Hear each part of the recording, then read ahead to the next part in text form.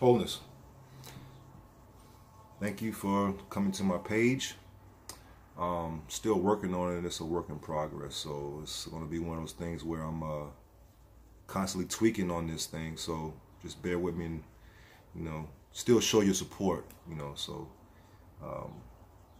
I'm waiting on YouTube to give me permission to go live for 24 in 24 hours. So I just wanted to briefly touch on some of the things that are going on in my life. My name is Crayo Beverly, Crayo Jamel Beverly. I am a artist of various mediums. I am a brother. I am a son. I am a husband, and I'm also a friend. And I'm starting this page to express my gratitude to those who have supported me in the past and those who still support me and in future support. I've been creative. I've been doing art pretty much since I can hold a spoon or feed myself. I can't remember a time where I wasn't making something. When I was younger, I was had a lot of attitude problems, little behavior issues. I learned early what divorce meant, and how it affected me was, as a child, I acted out a lot and got into a lot of trouble, which gave me a lot of time to myself. And in that time to myself, I was a little frustrated at the situation that took place at certain times. I was a little badass to be, and I got a lot of punishments. So Christmas, birthday, Easter, stuff like that, whenever you got gifts, I didn't get them a lot. So I had to make my own toys, my own entertainment. When I used to live in New York, I was drawing a lot, but I got discouraged by the graffiti and just all the art I see. I wanted to do graffiti so bad, I think I blocked myself from even being able to achieve that goal I wanted. So I stopped drawing and I started sculpting with clay. I learned how to use clay when I was younger in elementary school, grammar school. I used to get A's in art, but C's and D's and everything else. So yeah, I had a lot of time on my hands when I was younger to explore my creative side and my imagination, and it stayed with me till this day.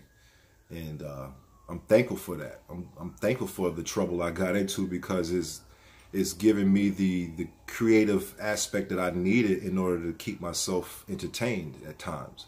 I'm never bored. I'm never bored. I mean, even without a cell phone or TV or radio or even people around, I have my hands and my imagination, and I create constantly. I work in this stuff called soapstone, and soapstone is in the gypsum family. It's where we get our talcum powder, chalk, shaving cream, sheetrock. It's called gypsum, which is derives from the same thing. And it's basically like the stuff I use is called soapstone, and it looks something like, let me find a raw piece somewhere. I don't have one. So it's something like this. This is called African Wonderstone, or the scientific name in the mineral queendom is called pyrophyllite. Yeah, so it's easy to carve. On the Mohs scale, it's probably about a 4 maybe. The higher the number, the harder the material. The lower the number, the softer the material. So this African Wonderstone is very easy to carve for me, and it's easy to manipulate. So here, this is a little figure that I carved up. I'm actually going to finish it and get it casted in wax, make a wax copy of it, make a mold of it, and then make a wax mold, clean it up again, and then I'm going to make a copper copy of this once it's finished. I have the feet, but they broke off. It was in my pocket. I wasn't carrying it properly, and the feet broke off. So he's complete from Aries to Aquarius. He just needs the Pisces in order to make himself out into the world. So I'm working on that. and he's gonna be polished up, and you know, I'm gonna sand him up and polish him, and that's what's gonna be that. I do all kinds of stuff in soapstone. I like, this is one of my totems. It's the scarab beetle, or the dung beetle. It's a representation of the dung beetle, and because it's a thin piece, I wanted to do something on the back that I thought would be cool. I don't like to write on stone too much, so I like to draw images. So what I did was, this is the front, so it'll seal your chest like this here once the necklace connects to it, and on the inside this will be facing you, so the God within will always be looking at you, and that's kind of like the purpose of this piece. Yeah, so you know, soapstone, limestone, any kind of stone that's malleable, fluorite, selenite, this stone called angelite. It's very it's hard, but it's like a 5 or a 6 on the Mohs scale, but it's easy. It's carvable. The malleability of the stone depends on how I'm gonna use it. You know, so the harder the stone, I can only do a few minor details, because I work with my hands. I don't have a lot of power electrical tools. I pretty much chip out, you know, like the old stonemasons did in the ancient times. I get a hammer and a chisel, and I go to work until I got a certain shape, and then from that shape, then I'll start using rasps and, you know, filing it down to a more precise shape, and then I start to carve, and then once I'm satisfied with the carvings and all the detail, then I go into sanding. And once it's sanded in water, I like to water sand my soapstone. It's easier for me. I mean, the dry sand is a lot of dust, and then you have to, you know, remove a lot of dust off the sanding pad. So I just go straight. Once it has this shape that I'm cool with, then I take it and I put it in the water. I put it in water, and I use 80 grit. I go from 80 to like 220, then I go to 320, and that's all wet. So I've been working with soapstone for about since 2007, maybe 2000, yeah, like 2000, yeah, 2007, 2005, 2006, somewhere in between there, 2005 and 2007, somewhere in there. And I've been having a ball with it. It's like clay, but not as soft to me, you know. I even, you know, I use it to practice sometimes. If I feel like I want to make something big, I'll work on it in stone, and then I'll try to transfer it to another medium or a larger piece of stone. So basically my art career, or my creative journey that I've been on, has pretty much been a self-taught journey. You know, I've taken a few pointers here and there from a few jewelers that have taken the time out to, you know, converse with me on certain topics and certain skills and sets and trades of jewelry. And I've been able to use them. I also like to do lapidary work, where you get some kind of grinding block, some kind of diamond block or something, and I take the stone, and in my hand, the block is probably like this big and like this long. And what I do is I get water, and I use it, and I just go back and forth on the stone, just carving it, you know, shaping it out. That's a little more tedious, because those are stones that are higher up on the malleability scale, on the Mohs scale. So I don't do it a lot, but when I do it, I try to keep it consistent. And so, you know, the thing about the mineral queendom, crystals and all that, it's they've been here for millions of years. You know, millions upon millions, maybe even billions. They've been here longer than I can count. And pretty much what I do with me is some stones that I've kept over the years that have a certain like sentimental value to me, that they may be a certain marker of a certain progress that I've made, or, you know, I may have met someone and we had a very great, you know, reciprocating connection, and, you know, just a straight, you know, down to earth, you know, connection with people. And I take those stones, and then I try to find the smallest ones I can get, and then I wrap them in a piece of copper, and then I put them on a necklace like this. So what you see here is stones that I've collected since I got my first stone, which is this one right here, is called Ahawite. Ahawite deals with the heart chakra. I have it in this book right here. I've been studying it. This book is called The Book of Stones. Who they are and what they teach. And it's by Robert Simmons and Naisha Ashan, with contributions by Hazel Raven. And I like this book because it has the stones in it, and it gives you like a masculine and a feminine aspect of each stone. So say we're looking at something like what's a known stone to people? Just a regular, what's a stone that we all know about? I say lapis lazuli. Let's look for that one. Okay, so H-O-J-K-L, lapis. Okay, lapis lazuli, keywords are inner vision, truthful communication, royal virtues. The element it contributes to is wind. The chakras are the third eye and the throat.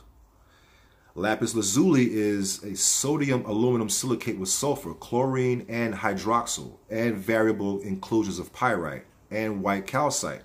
Its hardness is 5 to 6 on the Mohs scale, and its crystal system is isometric, mostly aggregate. The ancient the ancient Greeks and Romans called the stone sapphirus, until the term lapis lazuli began to be used in the Middle Ages. In Latin, the name means blue stone. And this came from the ancient Persian word lazuard, which meant blue. The finest lapis lazuli comes from the West Hindu Kush mountains of Afghanistan. Other deposits of generally lower quality are in Chile and Russia. And then it goes into the masculine aspect, the feminine aspect, and then it gives you a spiritual aspect of it, and emotional and physical. Now, I like this. This wasn't the first stone I was introduced to, but it's one that I have an affinity for because of the key words wind. I am a Libra. Libra is a wind sign. I'm pretty much focused on communication. Blue is the color for communication. That's why you see a lot of stuff when it's written in blue, people are attracted to it more. And then, you know, it's blue. You know, blue is like a favorite color of mine. You know, you can find blue in copper, you know, find blue in iron. And so this was something that drew me to the stone. And, you know, it has its workings in ancient Kemet as well. So, yeah, that's one of the things that I do. I like to read up on the stones as I get them. And then I pretty much find stones that are, you know, connected with me in some kind of all stone. First of all, I want to get into this. All stones are for all of us. All stones are for us. They're all, you know, mother's candies. You know what I'm saying? They're not. I don't think that there's one stone that's for a person. You know, like how we were sold with the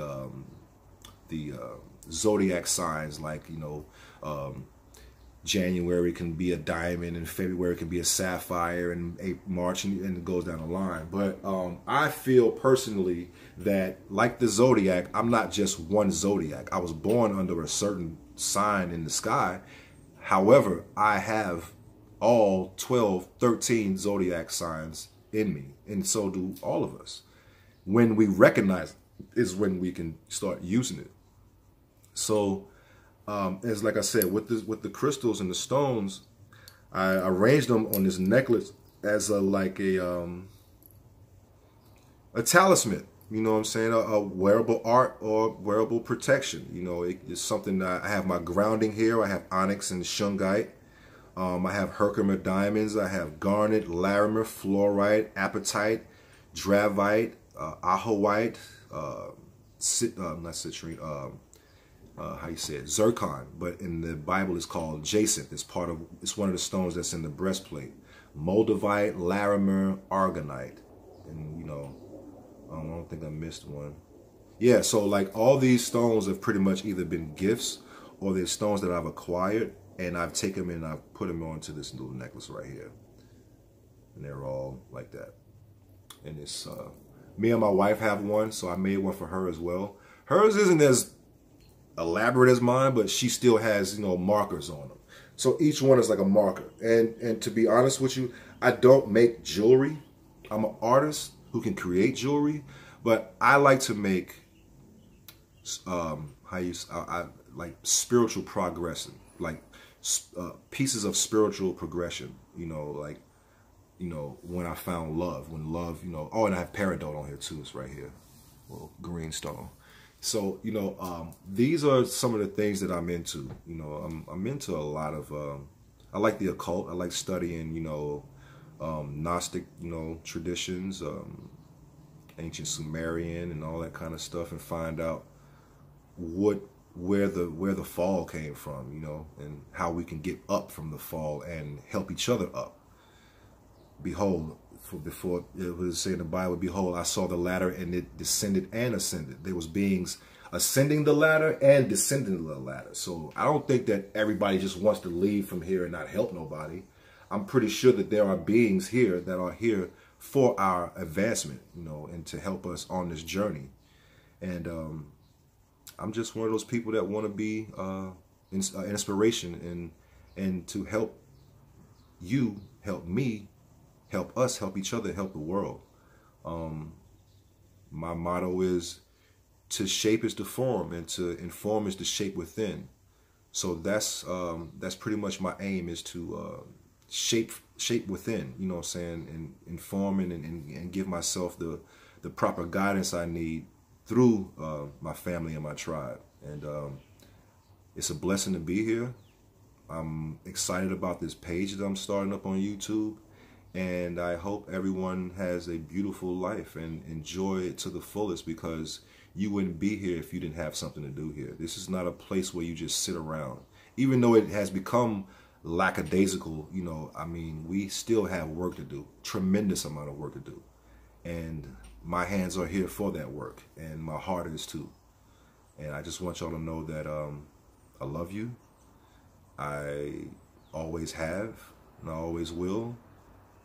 You know, I sometimes, like other people, we fall short, you know, and we say fall short, but it's like a long time. It takes us a long way to get up. So I'm just here to help speed the process of healing along with what I'm healing myself with, which is the love, wholeness.